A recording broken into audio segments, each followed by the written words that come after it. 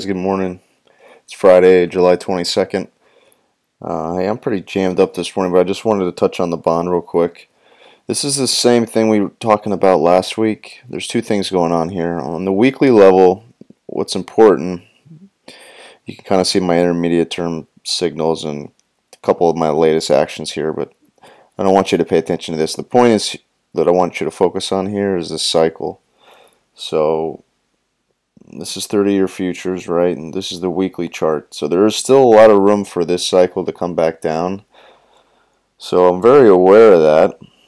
I don't think we're going to get a full cycle all the way down here into August, but it's definitely possible. If that happens, you're going to get, going to retest these lows most likely. This has been the best support all year for 30s. It's down around 161. But there's a conflux of two trends. So it's this weekly downtrend, whether we hold in here, which is about 50% of the move up, right? It's also, again, this is the prior resistance, which is now going to be support if you draw this across. So I think we're going to hold in here. That's kind of, it's either we get a full pullback, a deeper setback that's going to, it's going to be painful and difficult for the more aggressive bulls like myself. All right, or we're going to check up right around these levels. So this daily chart, again, the lower bands around 168. You can see that the daily charts already start to cycle up, which is positive. All right, and then a 4-hour, again, I'm kind of targeting this 168 3/4 area. It's the pie line. Again, it's just in front of the upper bands, or I keep saying upper, the lower bands. All right, so don't think too much. I don't want you when you're trading, don't get sucked into one particular level. As far as, oh, I bought 168.24 and I traded down through 10 ticks and you're swing trading. And I want you getting out down here, stopping. I hate stopping out on the lows. All right, like right here's a good example. All right, you got to give it some room sometimes, and the way you do that, the way you can sit through that amount of time or a little bit deeper pullback is the art of how you work your size. That's the type of stuff that I teach my guys. So back to the 4-hour, 168.24. I think it was earlier in the week. Now Pi's moved up to 168.28, but again, it's an area. Okay, so I bought some 172 strike calls yesterday. We made some money. I bought some 171 strikes this morning, and I'll show you why on the hourly. So I'm trading around my long, right? We bought here, sold some out. I'm still long a decent amount from up here. So I'm going to keep working this position, and then as soon as we start to turn the corner is when I'll really hit it with my size. And what I will try to do is play the right hand. I call it the right hand side.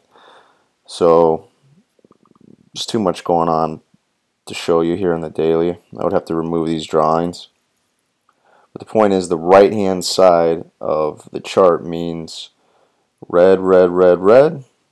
The first green, we take out the prior swing highs. If you draw a line from each lower high, as soon as you take that out, that's a buy setup in my model. All right, it's the same thing here. Red, red, red, red, red, red. Try to go green, but you couldn't take out the high. And then boom. It's actually not green, but you guys know what I mean. All right, that's where you really wanted to drill it and pick up your size, is right on this side. It's the right hand side of the chart. This would be the left hand side. If you draw a sine curve, that's what I'm referring to. So I can go over that more in the room. Let's see. All right, so here's a look at the hourly. Here's this intermediate term downtrend that the market's been in since last week. Really 2 weeks ago. But we're starting to see signs of some support and accumulation coming back into the market. So this cycle being down now, this is why I started to nibble again, 171. But you can see market. This is a nice bottoming tail. You can see it on the 4-hour.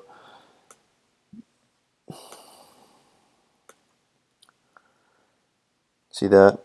It's a nice bottoming tail. So it's showing you that there's an appetite here for the buyers. The real money stepping in here. I don't know exactly what it is in terms of yield. I should. I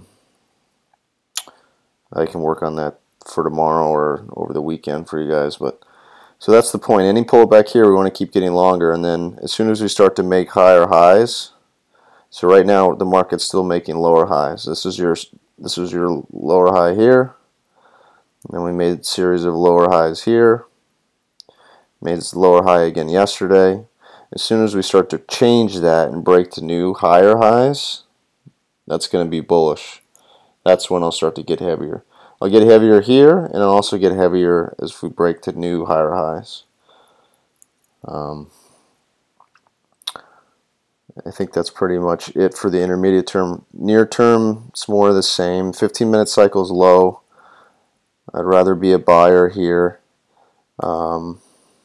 There's kind of two ways to play it. If you're buying here like I did, you got to kind of be a little bit more patient.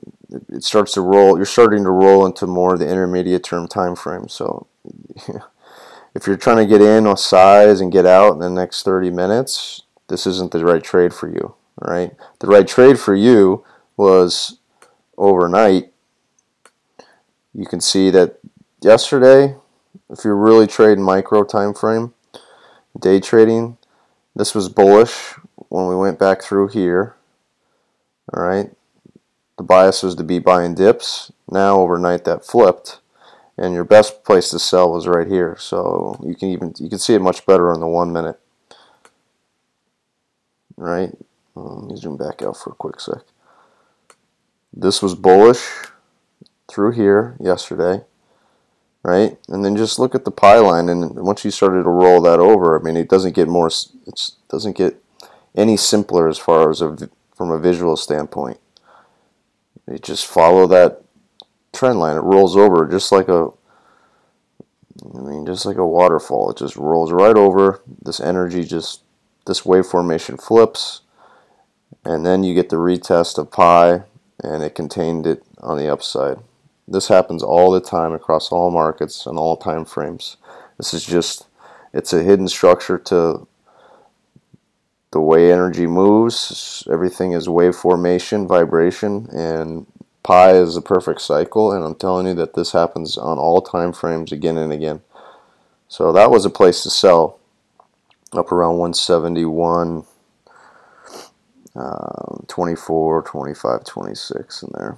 So now you're getting pretty oversold. I mean, you're making all kinds of lower lows. So this is due to move back towards 171.13, 171.15. If that happens, then it might be worth a short again. It always depends on how something gets there. You know, how something rallies. If it's a climb versus, a rip your face off type of move, you don't want to fade the latter, right? So we'll see. That's the right place to short, 171.15 as of now. So I bought some calls, 171, and I'm gonna buy more if we dip. If we get back towards yesterday's lows, I'm gonna be a buyer. So we'll just stick it out in the room. We'll see how we want to play that the rest of the day. I think that does it for the 30-year, guys. If you're new to us, join us at jenkinsrm.com. I have a live trading chat room. It's free to join. And then, we got a lot of different traders in there. I cover mostly 30-year futures, S&P futures in the mornings as far as analysis. But we're trading gold, oil. We have a lot of Forex guys. I trade a lot of Forex, mostly the pound versus the yen lately. So anyway, join us in the room, and there's a lot of information on my site also. I got a couple upcoming seminars I'm going to do. One's on volatility trading. We go over how to short the ETFs, where most people get sucked into buying these leverage ETFs on the long side and just continually to get run over. So I'm going to do a training session on the correct way to play those, and then actually one of the great short vehicles is these leverage ETFs. So I'm going to be doing a seminar on that coming up, and then also an options seminar, which I do throughout the year. It's for the beginners, and we have an advanced session, but I cover a lot of the put ratio back spreads I use, a lot of the call ratio back spreads I use, how you can apply them to both stocks and futures, and again, it's the right way, in my opinion, to trade out the option market. So visit us at jenkinsrm.com, and my Twitter handle is also the Jason Jenkins, and look forward to seeing you guys in the room. We'll talk to you.